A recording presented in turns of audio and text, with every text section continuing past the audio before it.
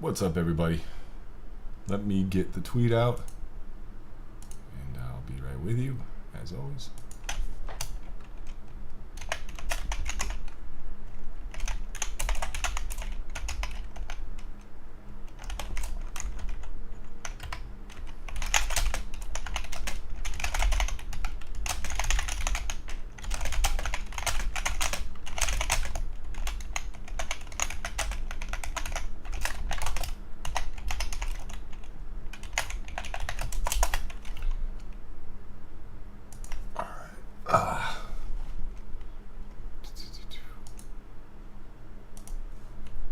What's up, Sunny D in the house?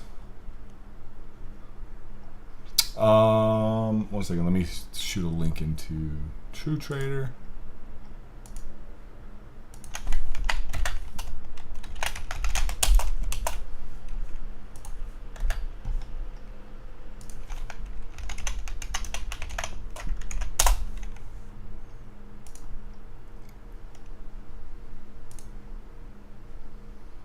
Alright, what's up, everybody? Make sure I got this up. There we go.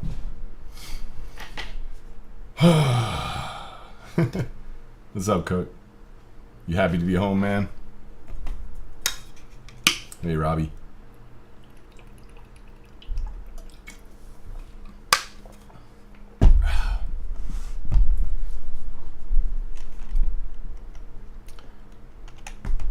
I'll tell you what, I know it feels good to be home for me.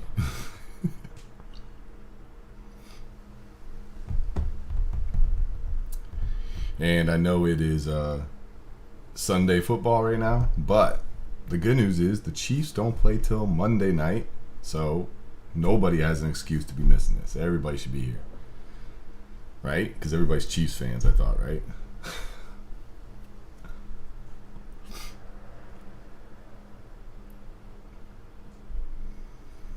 Nah, don't say you're upset that you have to go back to work tomorrow, Cook. Look, anytime in life somebody, has a negative outlook on something like that, you got to flip it into a positive and literally have to be saying, I get to go to work tomorrow. Because there's a lot of people that wish they had a job and they don't. There's a lot of people that maybe are sick and wish they weren't and wish they could go to work, right? So just remember, man, like it's easy to get negative on things that are repetitive tasks that we have to do and shit, but like, be grateful, okay? Be grateful, guys.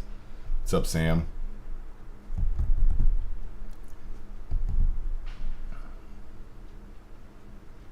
And trust me, when you take something that is a negative and you flip it into a positive, watch how much happier you are when you have to go do that thing, right? Like, so if you always think, God, I have to go to work tomorrow, if you flip that and say, I get to go to work tomorrow, wait till you see how much better your shift goes, or your day at work, or whatever it is, right?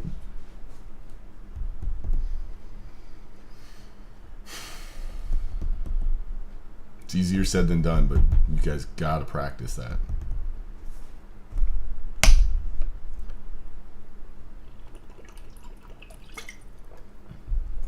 All right, guys, let's get started. Spiky, guys, if you guys don't know about these guys, they create a platform that allows you to pull historical data.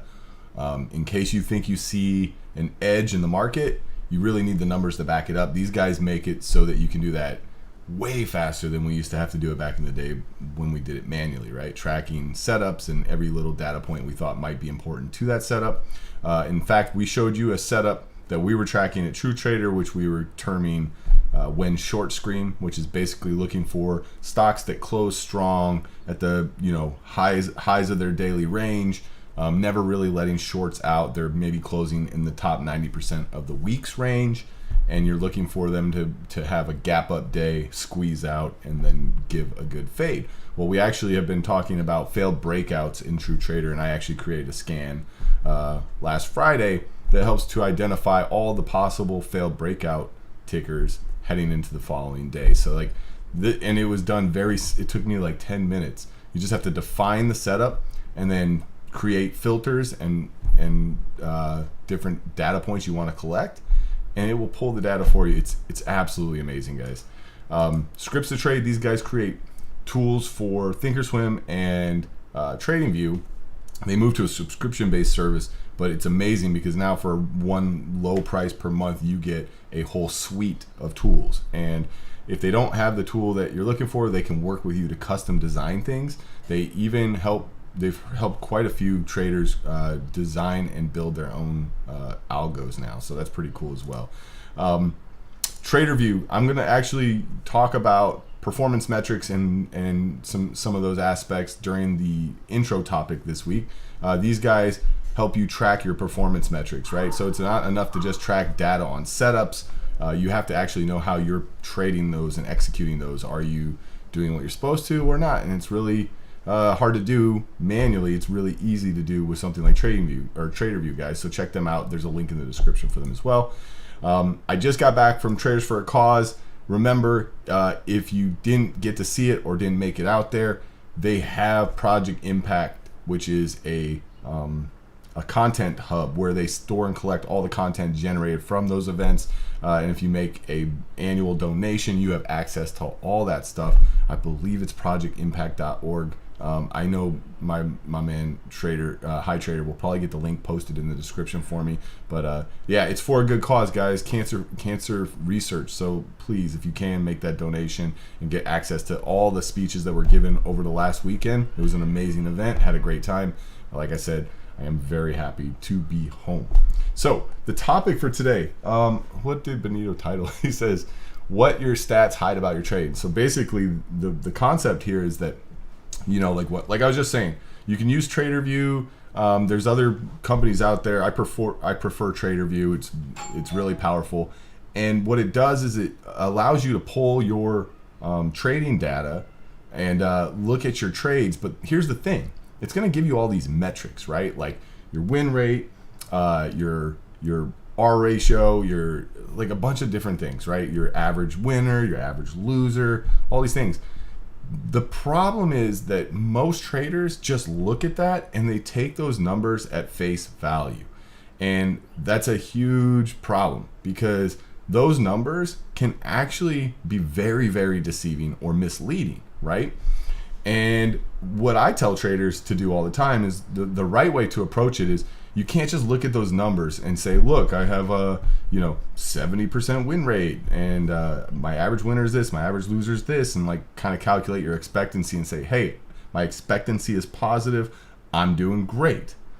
No, because what you need to do is take each trade and peel it apart. You need to look at every single trade that makes up those metrics and ask some very, very fundamental questions, such as, did I trade this to my plan? If you have a system, which I hope you do, did you execute it to the rules of that system? Did you stick to it? Or did you break rules? And you need to start looking at things and saying, well, look, if I stuck to my system, what would my statistics then say, right? So what I actually did for you guys was I created let me move some things off my screen here. I created an Excel sheet to try to highlight some of these things, right? And this is kind of a hypothetical, right? Because so hopefully the font is big enough for you guys to read. I'm already zoomed in. Let me zoom in one more. Hopefully that makes it so you guys can see it on your YouTube screens. If you're watching it on your phone and it's not visible, I hope you guys can watch it on a computer later and be able to see these.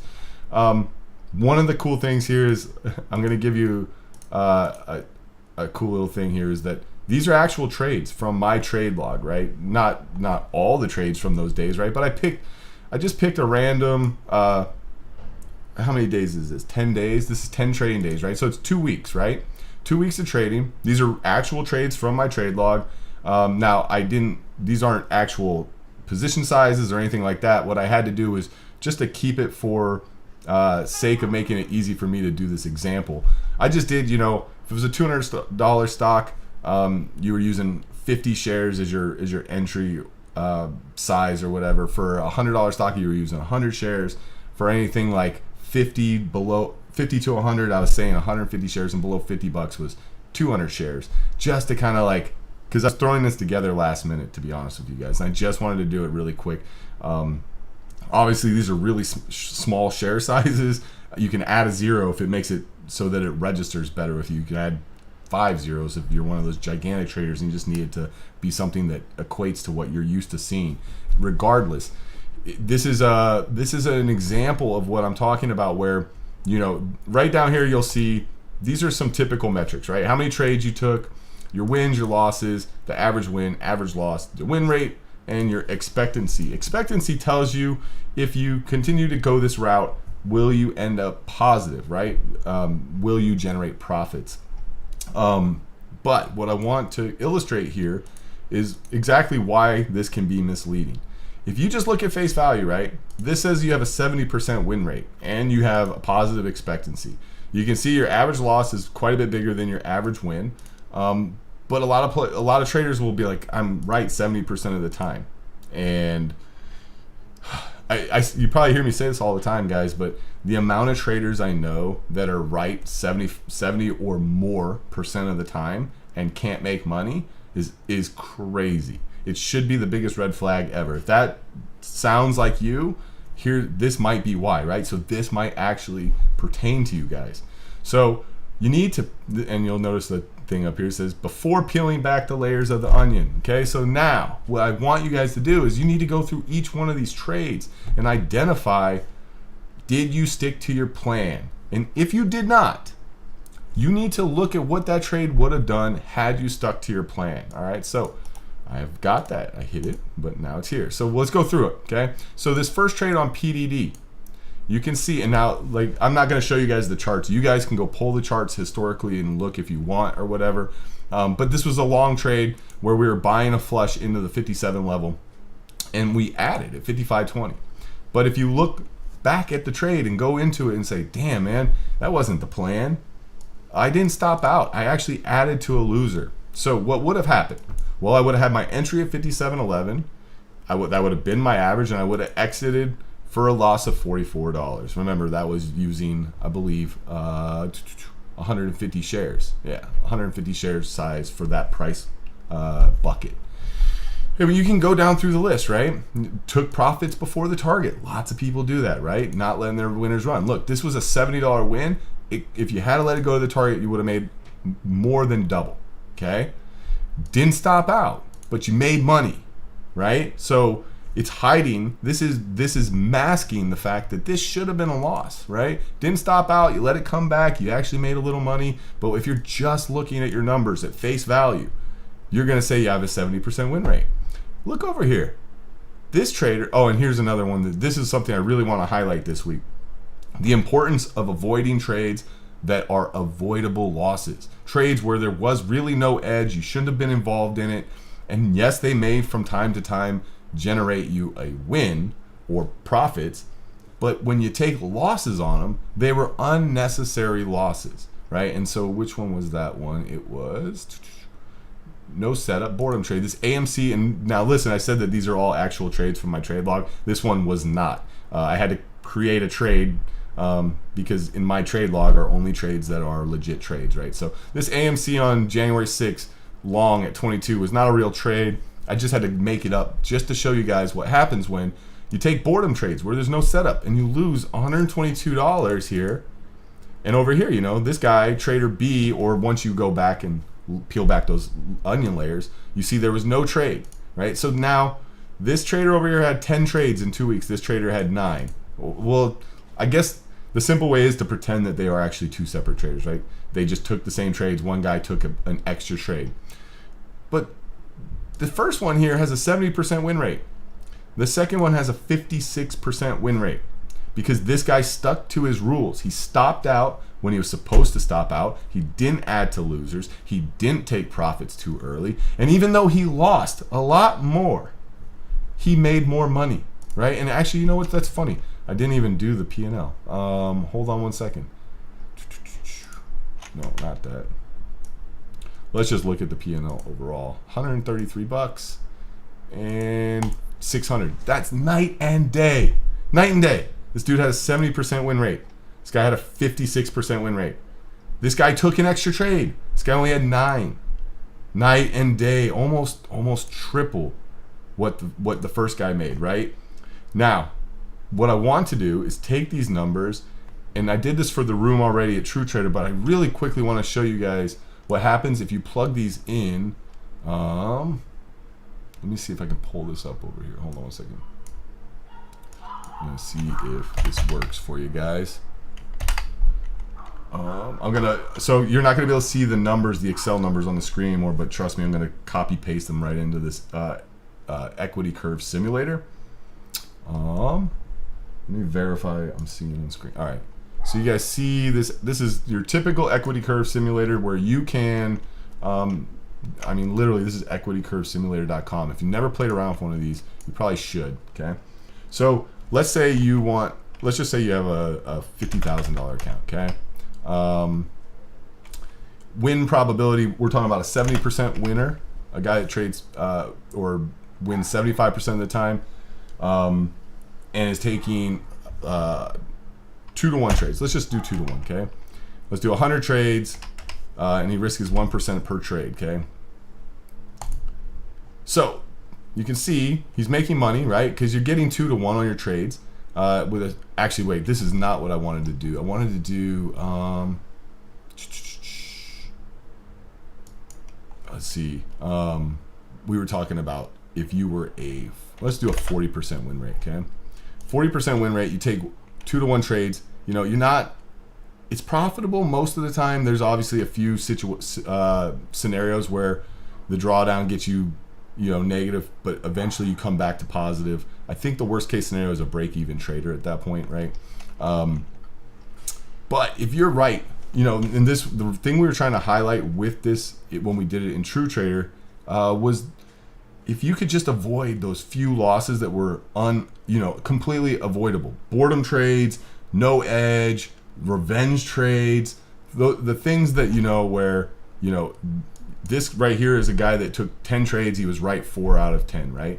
Well, what if you were right 5 out of 11? Let's say 4 out of 9. 4 divided by 9 is, it barely bumps you up, right? 44% win rate. So the only thing we're changing is that you're instead of making 4 out of 10 trades right, you're making 4 out of 9. Because you don't have that one extra loss that is just a boredom trade or an avoidable loss, right? Now watch the difference. Actually, I'm gonna do this. I'm gonna duplicate this so that we can run it and you can see them side by side, okay? I think everything's the same. All right, so best case scenario up here is a $50,000 account over the course of 100 trades goes to 85K. What was the first one? 75, 77, right? Worst case scenario over here was break even. Over here, worst case is slightly positive. Now, here's the thing. 100 trades, you also have to remember, expectancy is very dependent on frequency of the opportunity. 100 trades is a very small sample, right? It's not uncommon for somebody to trade 500 to 1,000 trades over the course of a year, right? So let's just bump up to a 500 and watch what happens when you start looking at larger samples, meaning more trades.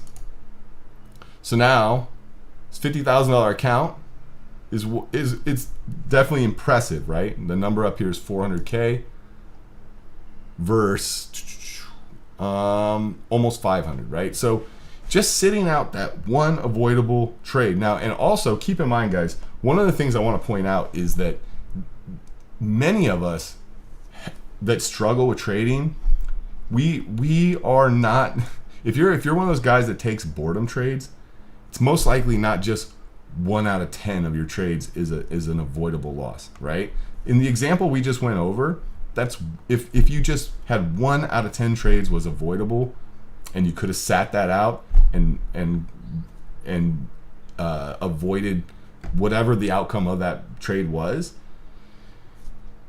you would have been better. But the majority of people that struggle with that, 2, 3, 4 out of 10 of their trades are that, maybe even more, right? When you really start to look at your data, meaning your Excel sheet here that we had, right? When you start to peel back those layers of the onion, because it was, so yes, one trade, let me pull this back where I can see it. One of these trades was no setup boredom trade. But what about the other ones, right? When we start looking, took profits before target. How many people watching this does that resonate with, right? Like, how often do you watch something after you get out, go to the target you wanted? Guess what? That's messing with your expectancy. That's 100% messing with your expectancy. Didn't stop out. Or even worse, didn't stop out and added to a loser when your plan said to clearly stop at a certain level, right? All why? To avoid taking a loss. So that this number here is higher, and instead of having a 56% win rate, we'll have a 70% win rate. But would you rather be right more often, or would you rather make more money? This is the math equation of the markets, guys. It's not about being right all the time. It's about creating a plan and sticking to it. And here's the other thing. You can't fix a system that you're trading. If you're trading a system and it needs to be fixed, you can't fix it if you're not looking at legit, honest numbers, right? If you're looking at just your metrics, your performance metrics at face value, you won't know something's wrong. You'll either be making like really par money, like not what you wouldn't be performing like you could, right? You'll just kind of be tracking along. It won't be exponential, right?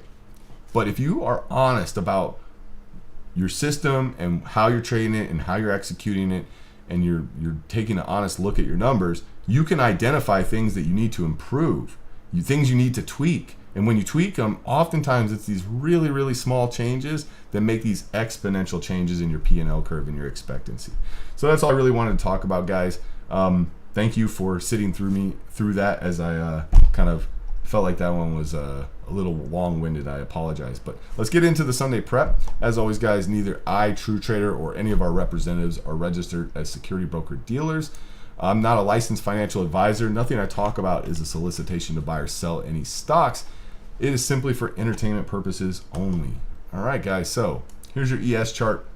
Now, I am just freestyling my thoughts on this because I feel like it's more authentic when I do that, and I'm not trying to read off a script. So what I'll do is we'll talk about what I'm seeing, and then I'll identify the levels, and then I'll go back later on today and I'll put my alerts in for those levels. The first thing I wanted to point out is both the monthly chart and the weekly are really, and now I'm not an idiot. I understand this. The monthly chart has plenty of time left in the month to fix this, but currently we're working on a really, really ugly monthly candle, and we just had two really ugly monthly candles, right? So this is not looking too good. Obviously we have some weeks ahead of us to correct this monthly candle, but that's not looking so hot right now. The weekly candle is hideous. Okay, when you zoom out on this weekly candle, you see we tried to have that push, and we closed in the lower third of the range. We are currently sitting on support right on the 200, the weekly 200, as well as these levels that were kind of from back in, I can't even see it, September 20. So it's, all the pushes, all the pops are getting sold off really hard. And it's not like it's unexpected. Obviously, we've been in this correction for quite a few months now. It's trending the exact same way you would expect. Let's actually do something real fast. Let's flip it. How bullish does that chart look to you guys? To me, when I flip the ES upside down and look at a weekly chart, like, this is what you would love to see. And keep in mind, you guys can study this yourself. Like, this is what you want to see when we're coming out of a bear market, right? We want to see these higher lows above key moving averages, like a weekly 20. And we want to see those holding and then making new highs. And then we want to see pullbacks start to hold. We want to see moving averages start to cross. There's a lot of things that, a lot of people trying to call bottoms right now are calling them very prematurely, right? Like, if you're calling bottoms at this stage of a bear market, you're just guessing at this point, right? You're either looking and saying we've come down X% versus highs, and historically, whatever. But the thing is like, there's nothing yet telling you that we're near a bottom, right? Everything's still pointing down. Everything's still remaining heavy. Everything's still trending exactly like you would like to see a downtrend trend. So here's your daily.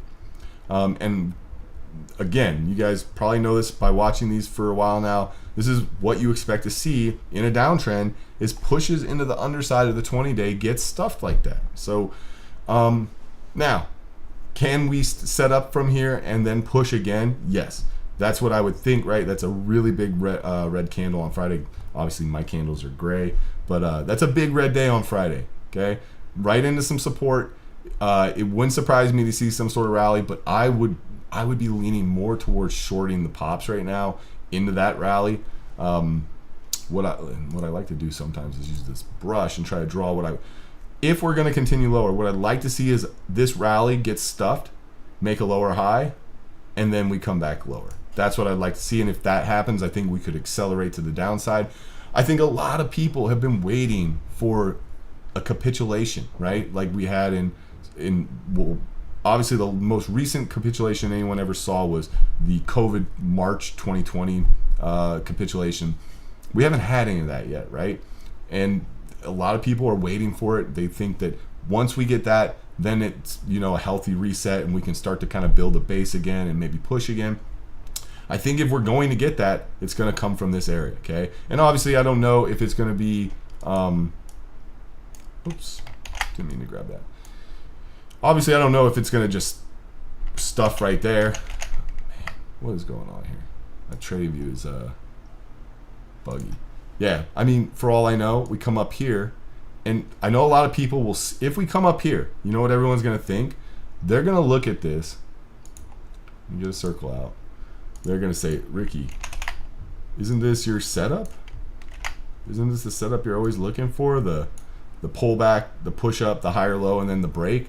No, it's not, because this is different. What needs to first happen is we need to see the shorts try to go lower first via a short continuation trigger, which on the daily chart we haven't had one, not yet, right? We had one here when we pushed up, pulled back, and then lost, and then we kept on stuff. We actually had a few short continuation triggers, but we need another one now that we made new lows. So if we push up above these highs, that's to me not a long at all. To me, that just means we go back to stalking for that short continuation trigger. Let me try to get rid of all these again. And if none of this stuff makes sense to you guys, you can go back and watch all the prior Sunday preps we've done. We talk about this all the time, and if you really don't understand the way stocks move via a trend, join True Trader. I talk about it from time to time because I think it's the most important thing you can possibly learn to do if you want to trade markets on technicals. So let's look at levels, okay? I honestly think I'm leaning more short this week, but because of where we closed or how we closed on Friday, I'm not trying to short in the hole. I want pops, right? So in fact, I don't want to look at a 20 minute. Let's look at an hourly. The first level I'll be looking at, let's say we open flat or a small gap up, first level I'll be looking at is up in here. It's going to be, let's just call it 3730. Above that is the 20-day. Let's just call it 3800.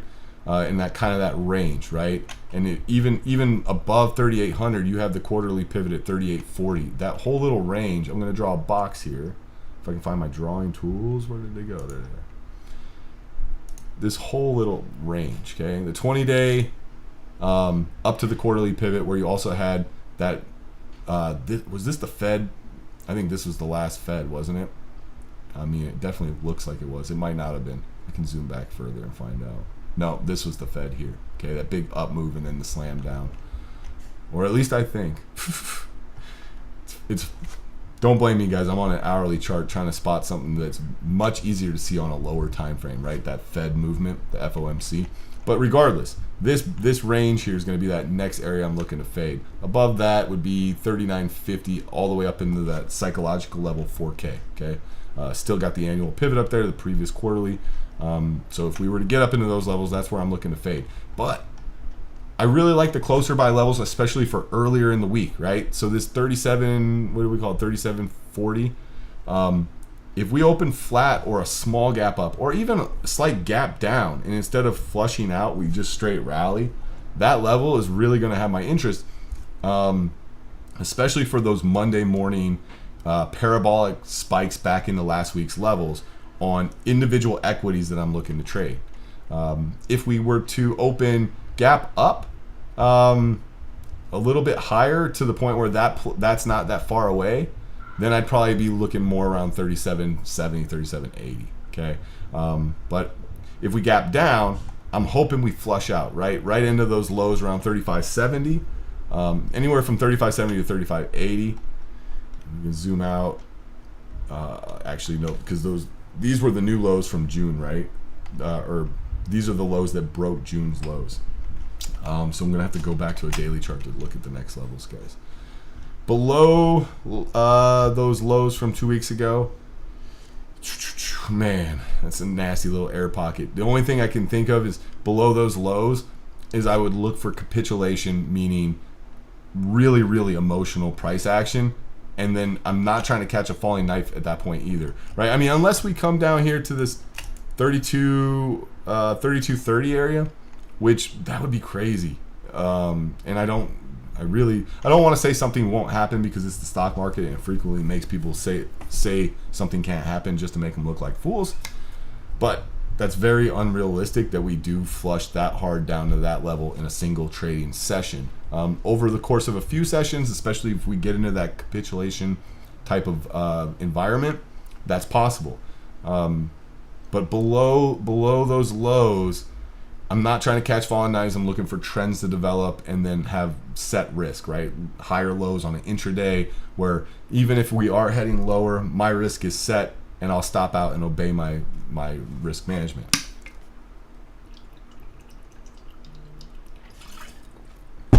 Apologies, need some water. So that's the plan for those are the resistance and support levels I'm looking at on ES. Let's go to NQ real quick. Mostly same thing, exactly same thoughts, right? Like this is just trending very well. Nothing looks like, look at that weekly candle. Monthly's obviously going to be similar, sitting on the monthly 50 and the weekly 200. And obviously, yes, I know that those are similar because of math. I'm not an idiot. Looking below, we do have another level down here around 10.6 that might act as support on the NQ. So let's look at some intraday time frames here. Let's look at the hourly. Again, if we were to open flat to small gap up, I'm looking at this 11,350. Above that, I'm going to be up in this 11,500 and then the 20-day. And then above that, obviously, there are some levels. One thing I want to draw here is this level because this level is important to me. Notice, guys, this is where we tried to form a base and we had that big push, and that was that failed breakout candle that stuffed. And when we came under, that was resistance, and we stuffed here too. So obviously the 20-day has come down a bit below that, but that is the level up here that's really important to me, right? So that we'll call it 11,780, okay? And then obviously the levels that stuffed up there, 12,080 up to 12,250. But again, I don't know if we're going to get up there this week. I'll throw them out there just in case. But again, just like I said with the ES, open flat to small gap up or even slight gap down, but we don't flush out and we spike back up into this 11,350 area. Monday morning, that's the level where any kind of hard pop into that level, I'm looking for the short ideas on the individual names, okay? Below that, obviously we have, well, let's say, I want to see if these were June's lows, this line that was drawn here. Sorry, let me use a 2 hour just to verify. No, they weren't June's lows. Okay, so this line here was from way back, I'll show you guys here. It was from way back here in October of 20. So we are kind of holding it. I will play less on that line and more on those lows from, God, was that last week's lows? Whoops. Sorry, I'm trying to check something real quick. Tuesday, Wednesday, Thursday. Yeah, so that was last week's lows. We made lows 2 days straight up, right? Monday and Tuesday, those big rally days, and then just so Monday's last week's lows is what I'll be looking at as my first level of support. Then below that is those levels from even further back, which was, we'll call it 10.6, 10.650, and then below that, exactly like I was talking about with the ES guys, where we get into a situation where there's not a lot of levels below to play. We have obviously the 10,000 level is going to be that round psychological level, and we do have levels that kind of line up with it down here. But when we get into, when we start talking, I need to do this so I can show you guys this. All right, when we start talking about getting below these 10.6s, I'm not trying to guess bottoms. I'm not trying to catch falling knives. I'm literally waiting for the author of an intraday movement to tell me, like, look, we've set a low, like a capitulation candle, high volume, and get a pop, and then pullbacks start to hold higher lows. Then I can come up with a plan to possibly have longs that are just bounce plays, right? Intraday longs, not swings, not any of that crap when we're talking levels down here where we're in no man's land. But there may be bounce plays. Now, here's the other thing. I didn't say this about the ES, but I'm going to say it about the NQ, and it will apply to the ES. If we get into those areas that I'm calling, like quoting or coining no man's land, right? Like where I think we could get into the capitulation. And I actually made this point on Friday to the room at True Trader, is if that capitulation day comes, don't be fighting it. Do not be adding, because those are the days when you're on the wrong side of the trade where you don't take paper cuts, you take account cuts, right? Like you could lose 50, 75, 100% of your account in a single day by being stubborn and not sticking to your risk management. If we get below some of these levels where there's not a lot to play below us and we're speeding up and it looks like a capitulation day, take your losses. If you were trying to bounce something and it didn't work, take your losses and flip your mindset and ask yourself, like, are there shorts? Can I hit pops? Can I fade the pops? And oftentimes, like, I remember trading the COVID panic, right? And if you were smart enough to do that, or not smart enough, but just kind of like, willing to flip bias, oftentimes you would start your morning out kind of paper cut up from a few longs that didn't work before you had that aha moment. And by the end of the day, you could be really, really green just by going with the path of least resistance. Sometimes when we get into those really, really heavy days, if you can identify it early on, and obviously like there's levels where we get below, it becomes really dangerous to be looking for longs. So if we get into those levels and the price action's heavy and speeding up, maybe take your shot once or twice. Like if you have a plan and you know you're managing your risk, you can take your shot. But when you realize that you're wrong and you're on the wrong side of that trade, start thinking about the opposite side and maybe getting on the right side of the trade. All right. So that's kind of the plan for the ES and the NQ. We are looking a bit dicey. I'm looking to the short side. I'm hoping we either open flat or slight gap up and rally. I want an early rally this week to kind of get positions short and have some day trades on the short side. Real quick, I'll go look at Bitcoin for you guys because I know there's lots of people that follow it. Plus, I trade a lot of equities. I trade coin all the time, so it is good to keep an eye on this stuff, guys. This is really, really, we're holding levels, and obviously we could curl, but every single week that passes, right, the weekly 20 gets closer and closer and closer. Now we've come underneath the weekly 200. Everything's pointing downwards here, guys. The pops are putting in lower highs. If we lose the lows from 3 weeks ago, which are 18,153, below 18,153, I think we're going to lose those lows from June, the June lows on Bitcoin, which was 17,567. And remember, we've talked about that. If we lose those lows, I think we get another leg down, either into the 12,000 to 10,000 range. I don't know. I'm not trying to guess, guys. I just want to say, here's how you create if-then statements. If we lose those lows, then I would look short on all the individual equities that are following Bitcoin, especially if Bitcoin's following the broader market too, which, look at the chart. Definitely a lot of parallels, right? So if you're trading coin or Mara or Riot or any of those names, and Bitcoin loses those levels and ES and the NQ are getting into those no man land areas, I think there are some short trades in there. All right, so let's look at the ETFs. So the sector analysis, we'll look real fast at the this is barchart.com, the stock market sector matrix, the short-term matrix. Obviously, mixed bag, right? The one that really sticks, actually two that stick out like sore thumbs, were utilities getting smoked. And wait till you see that ETF, guys. Holy. And energy, really strong. And you'll notice that there's an energy theme in a lot of my ideas this week, okay? So let's go look under the hood. Actually, real fast, here's your ETF, the ones I follow the most, right? So retail, finance, consumer discretionary, consumer staples, tech, communications, healthcare, and bios. Obviously, there's a few others in there, but I keep these like this so I can just take a glance and say, yo, like these are higher time frame intradays, right? These are 2-hour charts. And what I like to do is be like, well, what is the at first glance trend, right? These are still all in downtrends. They all had their pops. They all popped back into resistance. The one that I was paying attention to was XLF, because when it had the pop into the underside of the 20-day, the pullback here is right into where that long breakout was right here.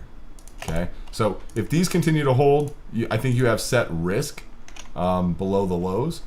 Again, let's go look at all these individually so you can see what I'm talking about. Sector ETFs, let's do retail. Let's look at dailies. All right, retail. Yes, we broke June's lows, then we spiked right back up into the underside of the 20 stuff. You're gonna see a lot of the same theme here, right? These big pops into the underside of the 20 stuff. As long as we're still above this 57 level, there is the chance we're making a higher low here, and we can start to work on some sort of base and maybe push.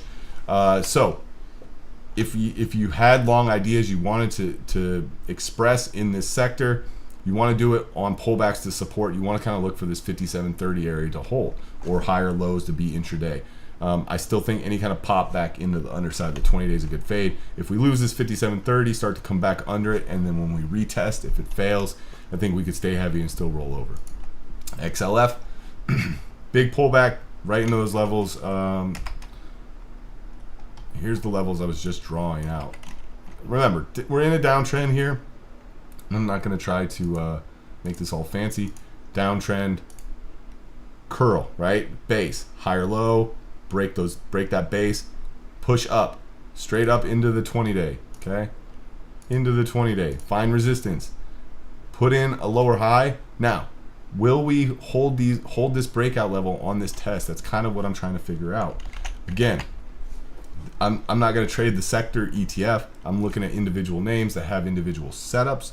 But as long as we're holding above, this 30.30 level, I think there's the ability to start to build a base here and maybe push. We'll see. Again, if the broader market starts to roll over or pushes start to stuff like they were, all these ideas have to be adjusted or reassessed. Make sure you guys understand that, because I do this on a day-to-day basis, right? I might show you guys the Sunday prep, but Monday night I'm going to look at what the market did, what the ETFs are doing.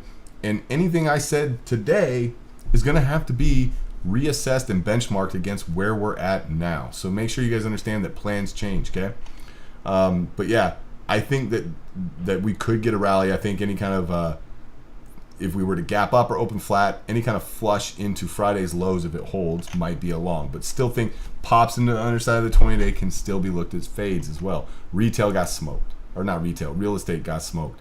If you look back at that matrix, it was another one that was really down bad. Right here, real estate. Staying heavy. No, I think I would watch for pops back into that breakdown level to stay heavy. I'm not trying to get long anything in the real estate sector right now. I'm not even really trying to short anything either in there. It's not a sandbox I'm trying to play in at the moment. XLV, this is your healthcare sector. Again, the push-ups that keep making the lower highs, I think eventually we're gonna break. So watch for this level here. Obviously I didn't put that in the right spot, but drag it down a little bit. Watch for this level here. If it breaks, we'll probably retest here, and then I'd watch for the pop back in the underside of that to stay heavy, because I do think this one is teeter-tottering on the brink of rolling over and starting to come back in. It's one of those ones that's held up relatively well considering what the rest of the sectors and the rest of the indexes have done. Building materials and industrials still really weak. I just feel like as long as we stuff the underside of that and we stay lower, Again, it's not a sandbox I like to play in. I'll talk about it so you guys get a general idea, because I don't want to leave these sectors out. But I'm not trading anything in here at the moment. If I was, it would be on the short side. Same with XLI. The way those things just really stuffed that pop into the 20-day. Now, granted, I will say this about XLI. The industrials are still holding above this level, right? Which was a key level, okay? So I guess just for fairness, I'll say as long as we're holding above that level, maybe we get a push, maybe we can go. But coming back below that level and retest to the underside if it stays heavy, this one is another one that I think could really start to unwind. Like, I know people think that they'll look at this and say, well, we are, what, 20% off highs, right? I don't think it's that crazy. I think this thing could be down here in the 35% off highs range. So obviously, you'll hear us say this a lot, guys, just because something gets cut in half or cut by 90%. Don't forget that things can get cut in half again, get cut by 90% again. It's an important thing for people to always keep in the back of their minds. Now here's the utility chart. Brace yourself. Whoo! That thing got destroyed. Remember, we talked about this failed breakout, especially when you look at the weekly chart, right? Tried to break the new highs and it stuffed, and then we had, look at this weekly candle. Literally was so bearish engulfing, like it took the whole previous week's candle up and closed below it. Very, very ominous weekly candle there. We talked about it. This is not hindsight. We definitely had been pointing out that failed breakout. I didn't expect it to unwind like that, but geez, that is insane, and it's super heavy. So I would say this sector, if you were looking for anything that's going to have those oversold reversion plays, things in this sector, okay? Because yes, it can go lower. You know, I think we could come maybe test down the annual pivot, maybe even into the 61s. But the more this goes down, straight down without any real bounces, I mean, just look what happened here, right? Down, down, down, down, no real bounces. And then the Monday, Tuesday rally was a big rally for this, right? So if this happens again, right, down, down, down, down, wait for the day where we get the rally. And I think this is where the sector would be, where you would look for the oversold setups. Consumer discretionary, or staples, I mean, very weak. This chart, I didn't expect this one to be as weak as it was. The fact that we tried to reclaim this level here and it was just straight down and broke the previous week's lows, yeah, I'd be watching for pops on this one to short. This is definitely one of those sectors where I'm getting a bit short biased on this now. Any kind of pop back into 68, probably looking to fade. Consumer discretionary, I'm thinking if it's an emotional flush down in this 132 level, probably a lot of bounce plays. But once we get those, I'm looking short side. If we don't get the emotional flush, any kind of pop back up into 151, I'm looking to fade. Communications, another one still weak. I'm actually surprised it didn't break these lows down here yet, but I think we will. It's just a matter of time, I think, especially if the broader market stays heavy. This has just been the weakest sector. Bios, still hanging on. I still think these ones have a chance. Again, it's still in a downtrend. We're still in a bear market. This is still in a bear market. It has done some things that it needs to do to start the reversal. Remember, we talked about this, getting back above the weekly 20, putting in higher lows. But we need to hold here, right? If we start rolling over and losing last week's lows, if we get below 75 on XBI, this thing might just start correcting more. And it might have been, this might not have been a bottom. We just got to be objective about it, black and white. But keep in mind, even if this wasn't a bottom over here, it's still playable support. So if we start to roll over and start to lose levels, there are probably going to be some plays on the bounce side for intraday trades on the long side for the biotechs down in here. And I don't think it's in my list this week. MRNA, I'm just going to throw this one in there. MRNA is not in my list this week, but I will show you guys. I have an alert set, right? And it's flirting with this key level.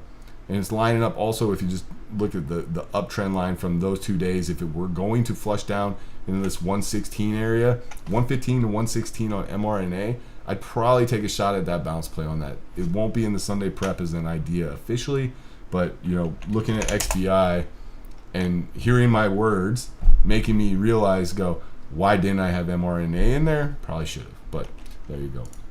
Tech, really heavy, really weak. Watch for the pops. See if it reclaims this 122.50 area. If it doesn't, we may start to roll over. And I still am looking fade on any pops into the 20-day anyway. Okay. Now, XLE and XOP, both of these had really crazy weeks, right? But the one thing that sticks out like a sore thumb is this Friday candle being a failed breakout, right? Tried to get above the highs from the last rally, and it couldn't hold above them, slammed back down, kind of got heavy. If you look at all the reversals from the previous rallies, very similar, right? And big old ugly candle on the top of this big peak here. Right here, tried to break out above highs, couldn't hold them, closed weak, and then gapped down, and then it rolled over. So take the clues, guys. The clues are there. Even if I'm wrong, I don't care about being wrong. What I care about is identifying it ahead of time so that I can make a plan, have an if-then statement, and then create a trade plan. And right or wrong doesn't matter, but you got to see the clues first so that you can create the plans. Okay, so I am looking short side on these sectors, but if I'm wrong, I feel like the risk is set, right? Above Friday's highs, take the trades off and let XLE, XLP continue on their way. The higher the better, right? Eventually we'll get another sign, another clue, and we'll be able to create another if-then statement. But right now, with that Friday candle and having this big of a move up off those lows, I'm looking fade. Same with XOP, guys. XOP, like right into this downtrend, and we freaking peak above it, slam back down. That to me, like, I'm looking short side on oil. We'll see. I could be wrong, and that's fine. And like, remember, guys, ideas are a dime a dozen. If a trade works and you make money, do not DM me thanking me. You take the credit, you push the buttons, you made your trade.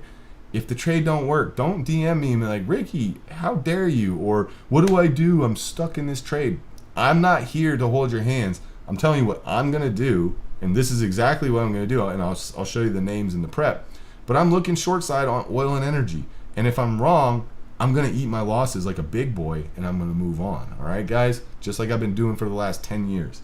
So that's the sector analysis. We're going to get into the prep, the actual ideas, and then I'm going to enjoy a little bit of football, even though my Chiefs aren't playing. So we're going to start with the short idea, or no, we're going to start with the long setups. Strong stocks looking for continuation. What do you guys think is in this?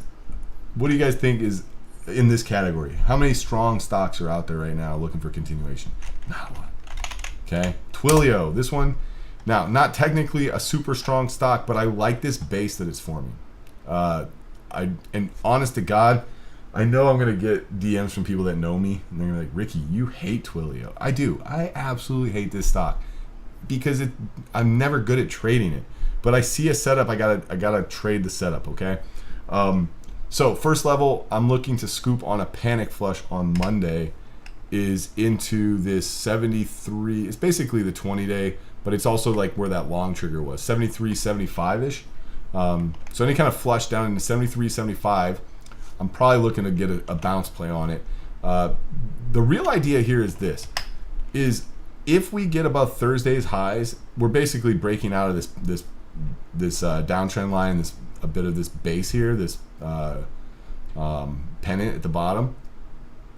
I would look for a break above, and so I'm getting ahead of myself here, but the real idea is a break above Thursday's highs, and then I want to see retests start to hold. So I'm not going to buy it on the breakout, especially if it were a gap up or just a rip up through those levels, because think about it also, we also have resistance from here. Okay, so. And in fact, if you look at all these candles down here, support, support, support, support, below it, resistance, okay? So just because we stuffed here doesn't really make that the right resistance. You kind of have to look at these levels here, okay?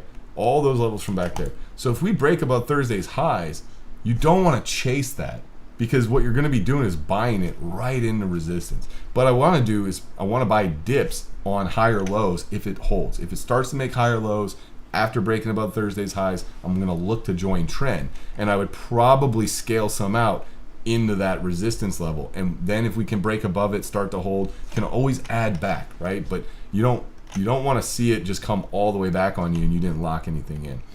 If we can't hold that 73, 75 area on a flush, like the other idea, right? The other idea is a morning flush down into the 20-day in that breakout area. If it doesn't hold there, then I'm kind of looking towards this downtrend line here, or this uptrend line down here around 70. So that's why I have 3 alerts set here, you'll see, is what it is. see what we get. I'll see what alerts fire off during the next week, and we'll see if we get a trade out of it. That's TWLO.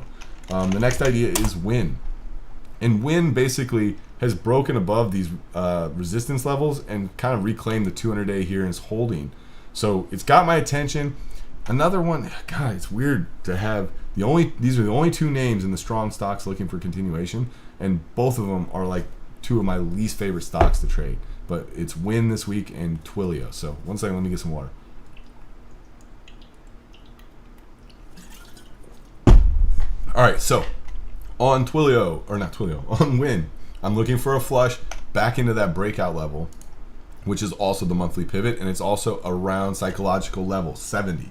So a flush down to 70, and I'm looking to buy WYNN. Okay, so those are the two ideas on the long side for strong stocks looking for continuation. Remember, the other setup in the longs is oversold reversion setups. Remember, I told you XLU is oversold as a sector in general, right? So you guys can do your own homework. You can look at names in this sector. Duke's one of the ones that's got range and liquidity. Make sure, here's what you do, okay? Go into bar chart and just click here on utilities, okay? And then scroll down, and here's all the names in that sector. Sort them by volume. Only look at names that trade above 2 million, guys. Unless it's a swing idea for you and you don't really care, I'm telling you guys, when you start getting into this like 1 million shares per day thing, it's such a headache, especially if you're trading any sort of size, to like get in and out of trades as you need to, right? So NEE, XEL was one that, if I remember correctly, was a pretty oversold chart. Let me look. Yeah, like this is the kind of chart right here where when this is going to have a bounce, you're going to have a decent bounce on it, right? So I'm not trying to catch a falling knife, but you know, these are names I will play, okay? When the time's right. Just you got to look for that high volume and just like switch to an intraday.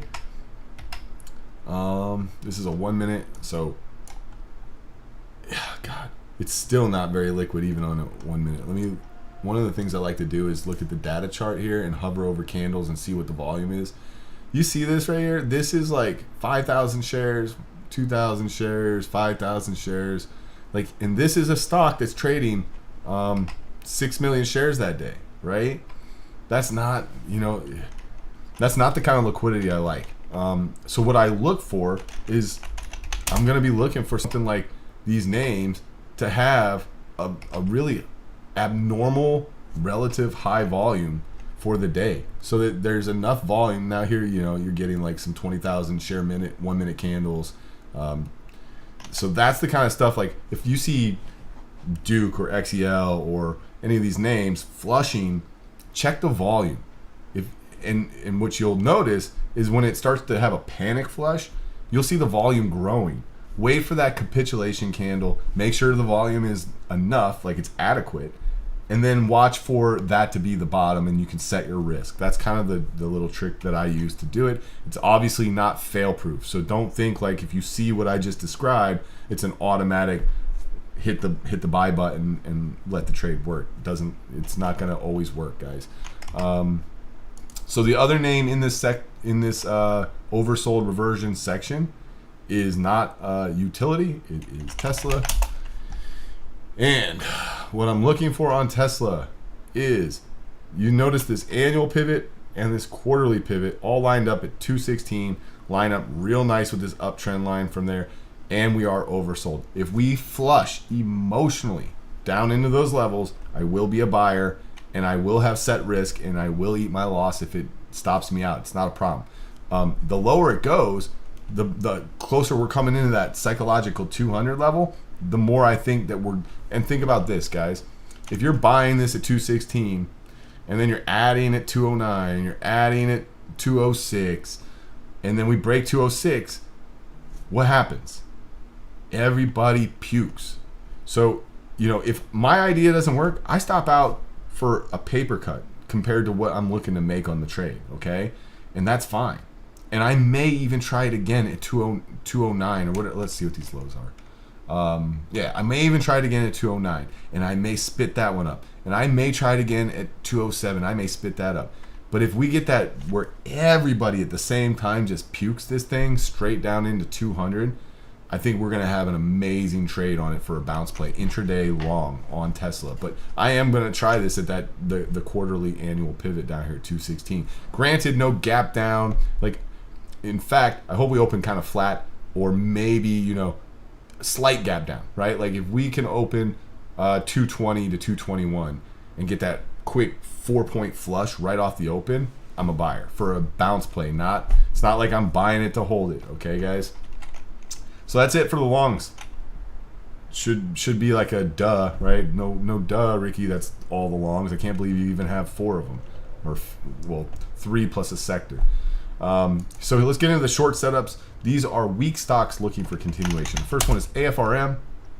You'll notice I have an alert set. So here was your short trigger, right? The push into the 20-day, the lower high against the 20-day, and then the break of Thursday's lows sent us tumbling, okay?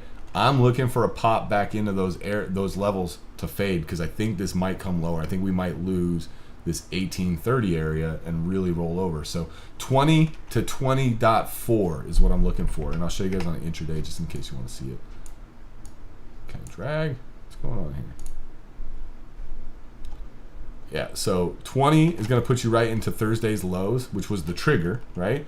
And if you give yourself a little bit of room up into this 20.4 area, you're also kind of getting into Friday's lows as well, and some other levels, a lot of congestion. So any kind of emotional parabolic spike off the open on Monday on AFRM, I'm looking to fade. GME, and dude, one thing I'm going to be very adamant about on GME is the liquidity is really gone to dirt on this. I'm hoping so there's 2 ideas I have here, and both of them are going to require the liquidity to be much more than what it is. But in the event there's some sort of like headline that sends us spiking up into this 2750 area, 2750 is what I like, into this downtrend line, but also like the highs from here. And yes, this got a little bit above it, but we bagged everybody on that day. So into this 2750 area, if there was a headline so that it's trading above normal volume, I'm looking to fade it. The other option is below this 2430 area, if it picks up volume because of the level break, right? It doesn't necessarily have to be because of news, but a lot of times when you get major level breaks, then you get higher than normal volume. If that happens, then I would look to fade this. Because I do think that GameStop's probably coming down to 20. I know a lot of people are cult members on this thing. I'm probably going to get a lot of DMs and hate mail over this.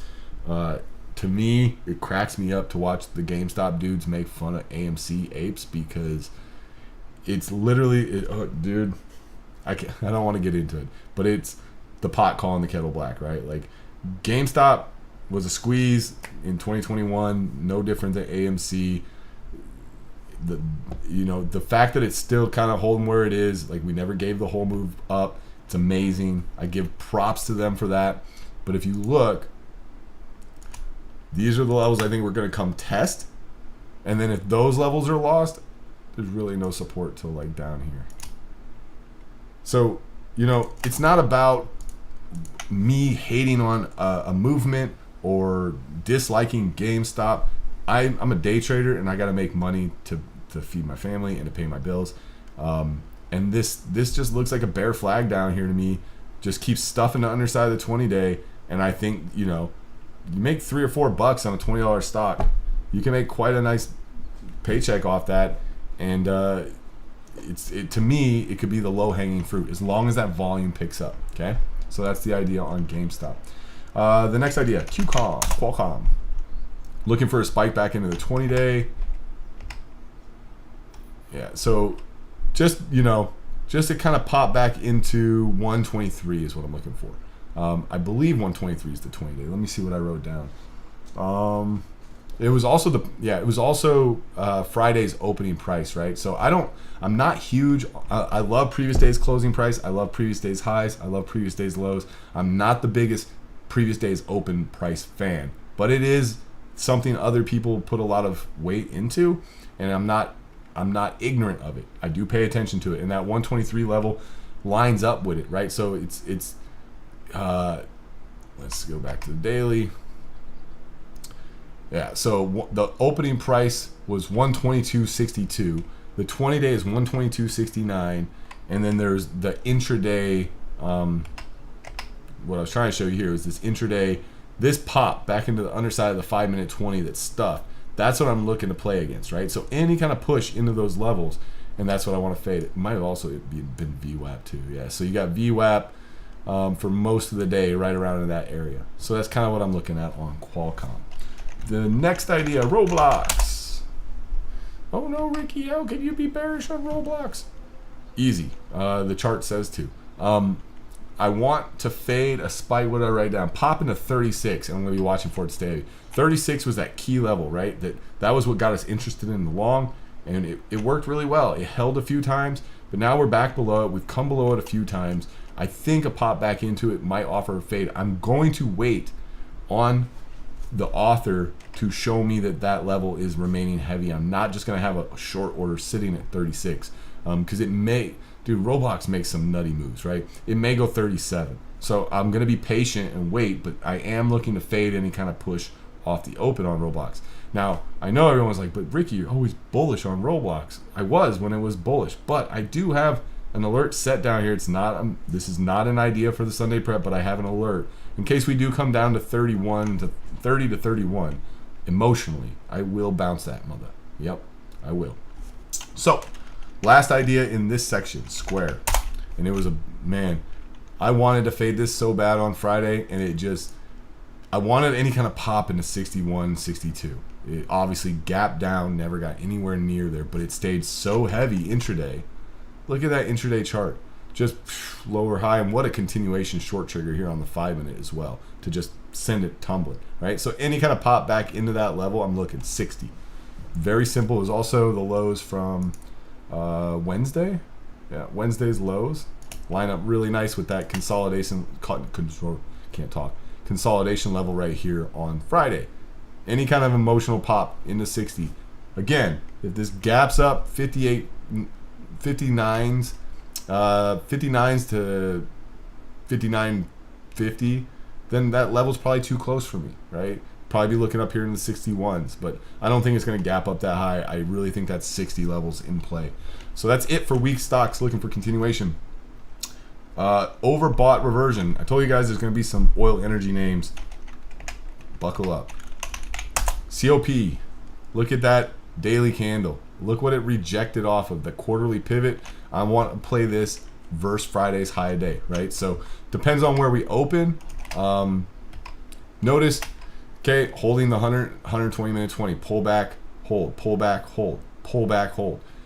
Any kind of spike up into this quarterly pivot and Friday's high day, the game plan is kind of over under that level, and then I want to see, for the idea to be right and continue lower, I want to see a break of Friday's lows.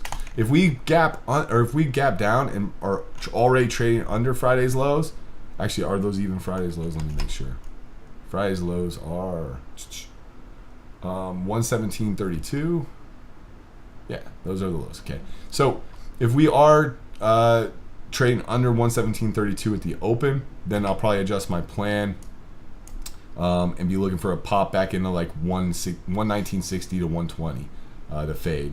And I really think these could unwind quite a bit because they've been on this really nice trend. And once that trend starts to unravel and go the other way, all pops become fades for at least a nice retrace. The next idea, and this is the last idea, is APA.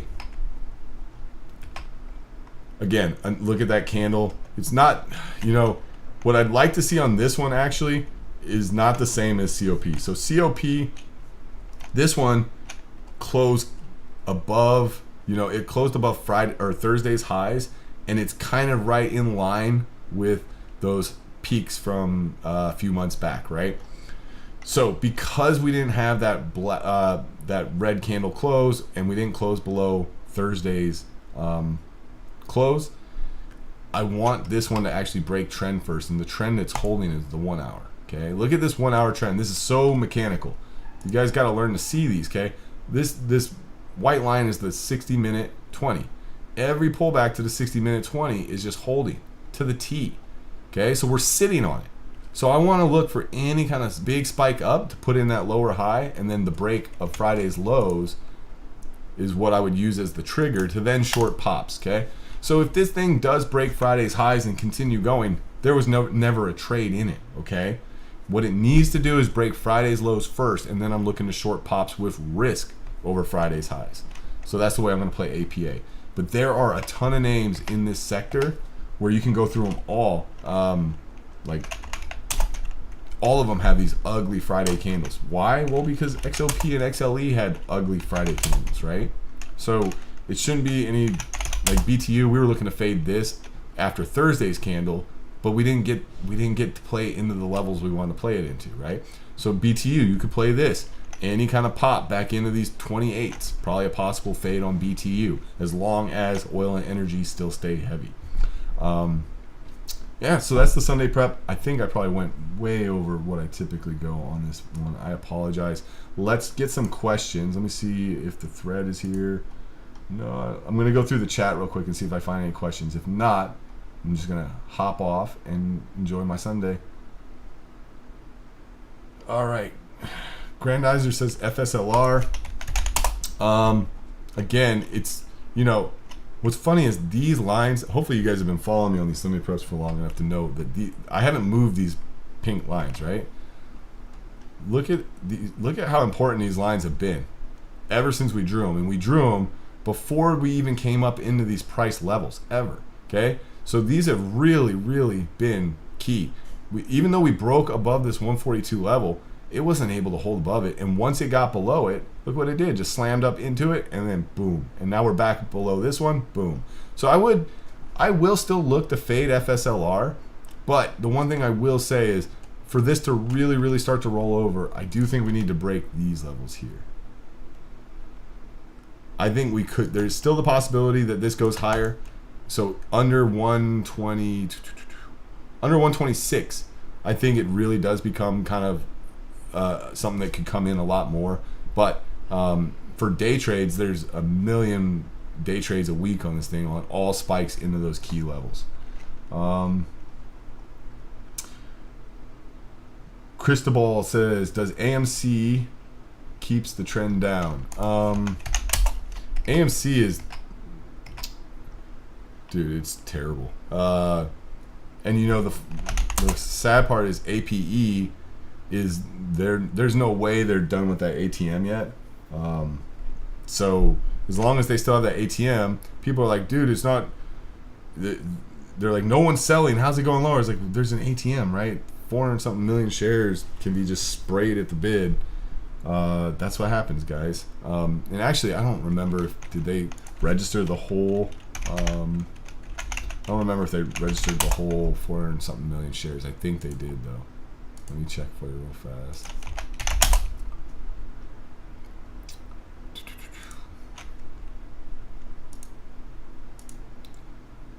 Yeah, it was the whole 425. Julio's asking if I can quickly go over the indicators that I use. Sure. Let me get a different chart up other than AMC. So if you're looking at my daily chart, I do have quite a bit of lines on there, and I know it's probably frustrating for some people. The ones that everyone knows and uses, the white line is your 20-day, the red line is your 50-day, the green line is your 200-day. This orange line is a monthly 20 SMA superimposed on a daily chart, and the yellow line is a weekly 20 SMA superimposed on the daily chart.